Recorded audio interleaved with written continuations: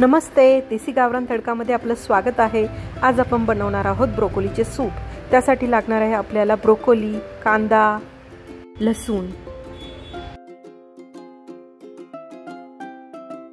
एक हिरवी मिरची, लिंबू, अमूल बटर, मीठ आणि ओरेगानो म्हणजे पिझ्झा मिक्स।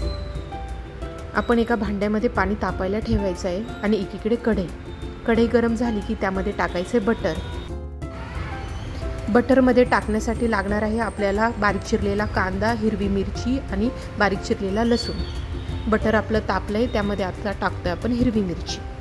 हिरवी मिरची टाकून झाली की टाकायचा आहे लसूण, ते छान परतून घ्यायचं आहे आणि नंतर टाकणार आहे आपण कांदा। अशा पद्धतीने बटरमध्ये हे सगळं छान परतून घ्यायचं आहे। तोपर्यंत एकीकडे आपण ब्रोकोली बारीक चिरून घेणार आहोत। अशा पद्धतीने ब्रोकोली चिरून झाली की तिला आपण काढणार आहोत एका भांड्यामध्ये आणि स्वच्छ धुवून घ्यायची आहे तिला।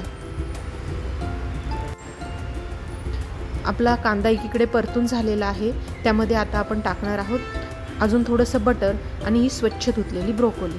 ती छान यामध्ये सगळीकडनं परतून घ्यायची आहे आणि छान मिक्स करून घ्यायची आहे। बटर ऐवजी तुम्ही ऑलिव्ह ऑइल पण वापरू शकता, नाहीतर गावरान तूप पण वापरू शकता।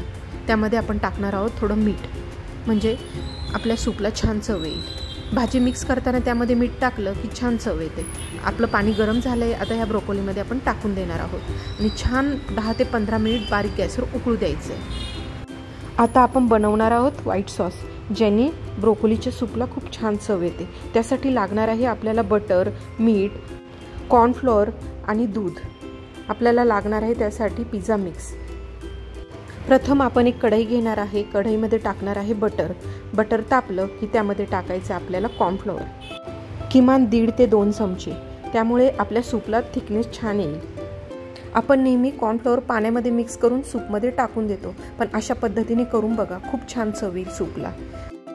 आपलं कॉर्नफ्लोअर छान परतून झालंय बटरमध्ये, आपण टाकणार आहोत ओरेगानो टाकून छान मिक्स करायचं आहे आणि बारीक गॅस करून दूध टाकायचं आहे। त्यामध्ये दूध आपण किमान 1 ते 1.5 कप टाकायचं आहे। दूध का तर आपण क्रीम ऐवजी दुधाचा वापर करणार आहोत।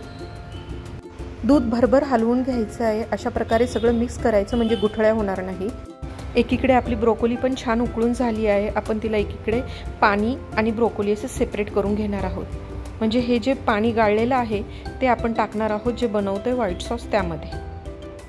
अशा पद्धतीने हे ब्रोकोली उकळल्यानंतरचं पाणी आपण या व्हाईट सॉसमध्ये ॲड करून छान हलवून घेणार आहोत, जेणेकरून आपल्या सूपला छान थिकनेस येईल। आणि वरनं टाकणार आहोत मीठ। जोपर्यंत आपल्या सॉसला थोडासा घट्टपणा येत नाही तोपर्यंत कंटिन्यू हलवत राहायचे, म्हणजे गुठळ्या होणार नाही।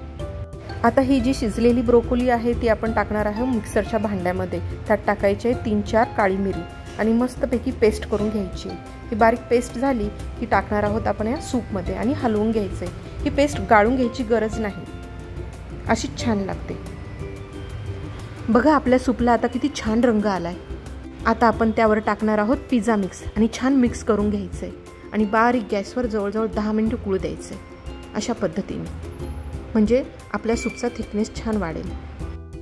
आता आपण यावर टाकणार आहोत लिंबू, किमान अर्धा चमचा, म्हणजे सूपला छान चव येते। अशा पद्धतीने आपले सूप तयार आहे।